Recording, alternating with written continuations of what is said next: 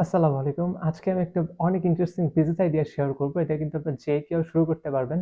তো বিজনেস আইডিয়াতে যে প্রবলেমটাকে সলভ করছে বিজনেসটা সেটা হচ্ছে আমরা কিন্তু নিজেরা অনেকবার অসুস্থ হয়েছি। আমাদের ফ্যামিলিতে অনেক অসুস্থ হয়েছে। আমরা দেখেছি অসুস্থ অনেকে। তো অনেক মেডিসিনস কিন্তু ডাক্তার আমাদেরকে প্রেসক্রাইব করে।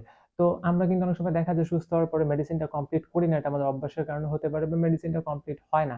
তো অনেক ওষুধ আমাদের কাছে বেঁচে যায়। এবং এখানে আরেকটা সমস্যা আছে যেটা হচ্ছে যে অনেক সময় দেখা যায় অনেক সিরিয়াস রোগী যারা থাকে তো অনেক ওষুধ দেওয়া হয় কিন্তু পরবর্তীতে কিন্তু ওষুধটা হচ্ছে ডাক্তার আবার চেঞ্জ করে দেয়। তো পরবর্তীতে ওষুধ চেঞ্জ করা, ওষুধ ফেরত নেবে কি নিবে না এটা কিন্তু অনেক বড় একটা হ্যাসেল এবং মানুষের লাইফে অনেক বড় একটা প্রবলেম।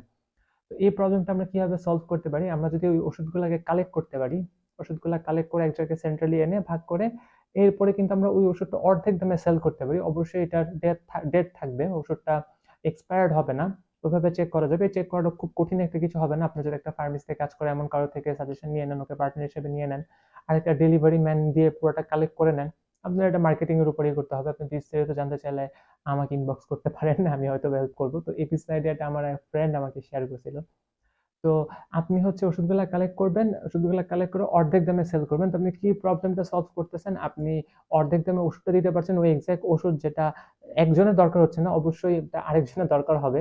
ওই ওষুধটার নিড অবশ্যই আছে। তো আপনি কালেক্ট করলেন, তার কাছ থেকে সে ম্যাক্সিমাম টাইমে ফ্রি দিয়ে দিবে বা হচ্ছে কিছু একটা নামমাত্র টাকা আপনি 10% টাকা দিয়ে কালেক্ট করে নিলেন। যার বাসায় ওষুধটা ফ্রি এমনি পড়েছিল সেও দিয়ে দিল ওষুধটা।